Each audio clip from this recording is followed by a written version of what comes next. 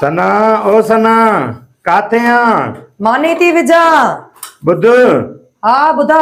मुंहिंजी मानी न विझजांइ। वरी छा थियो? मां वञा तो दावत ते बबलूअ सां, मुंहिंजा कपिड़ा त के कढो या पेंट शर्ट कढ त मां इस्त्री करे ॾे त मां जेको आहे तयारु थियां। हल तूं वरी वींझ, मां कपिड़ा कढी ॾियां थी। हल ठीकु आहे।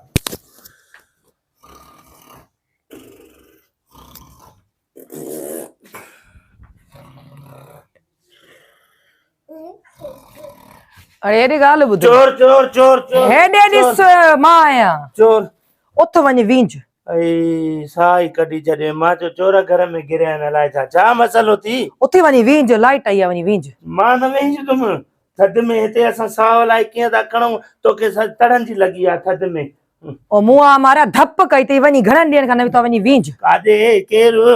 तूं वञी वींझ। मां न वेंदुमि, चरी चा मथो न फेर मुंहिंजो, मूंखे थधि में बेज़ार न कर। मां सुम्हां थो, निंड थी अचे।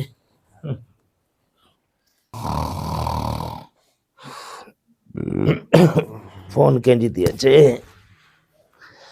फोन बि आज़ार कयो आहे न, वारे सां फोन थी अचे। साइलेंट ते कयांसि। केरु आहे? बबलू।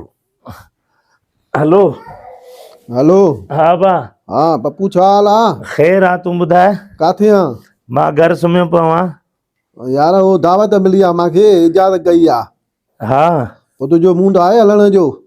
केड़ी महिल अथसि? राति जो 8 वॻे। 8 बजे? पोइ हाणे त 7 थिया आहिनि। पोइ तयारु थी त हलूं। हाँ कोफ्ता थी, बिरयानी थी, नान थी, गोलमो थी, अलाए कहिड़ियूं कहिड़ियूं शयूं आहिनि। अला ऐं हलवो बि थी गजरनि जो। अरे वाड़े वाह, तोखे ख़बर आहे जाते खड़को हुते पप्पूअ जो टड़को। पोइ जल्दी तयारु थी त हलूं। बसि मां हीअं वयुमि, हीअं आयुमि। मां बसि हाणे ई फोन चवां थो, जेको आहे घरारीअ खे, लटा कढे थी इस्त्री करे, पोइ बसि जेको आहे मां तयारु थियां, तड़ई टुॿी हणी वठां, त पोइ बसि हलूं था। सही आहे, सही आहे। ईअं निकिरे त उहो थींदो न, सॼो ॾींहुं घर में वेठो आहियां हिकिड़े हंधि। न न, मां हाणे ई अचां थो यार। बसि दिलि जाए कर। निकिरंदे ॿाहिरि त हाज़ुर हाज़ुर।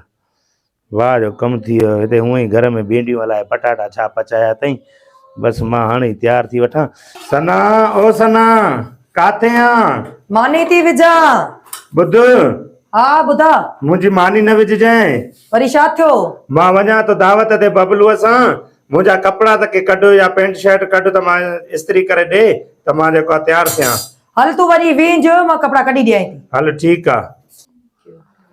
वाह कमु थी वियो, पर ॾकणी वठी वई आहे। क़ुर जो कसम, सीअ में असली तड़ कया आहिनि। फोन कयां बबलूअ ॾे। तयारु आहियां, बसि छड़ो बूट पाइणो आहे। ए बबलू फोन यार अलाए केॾी थी अचे। पप्पूअ जी आहे। हलो हवा ॾे ख़बर, मां तयारु आहियां, बसि छड़ो बूट पाइणो आहे। तूं ईंदे या मां अचां? अदा दरअसल ॻाल्हि इहा आहे त दावत न आहे। भाभीअ चयो त हिन चंडे हफ़्तो थियो आहे तड़ कयो आहे भाॻे, हिनखे उथार कंहिं तरीक़े सां दावत जो बहानो करे उथारे त जीअं तड़बड़ करे।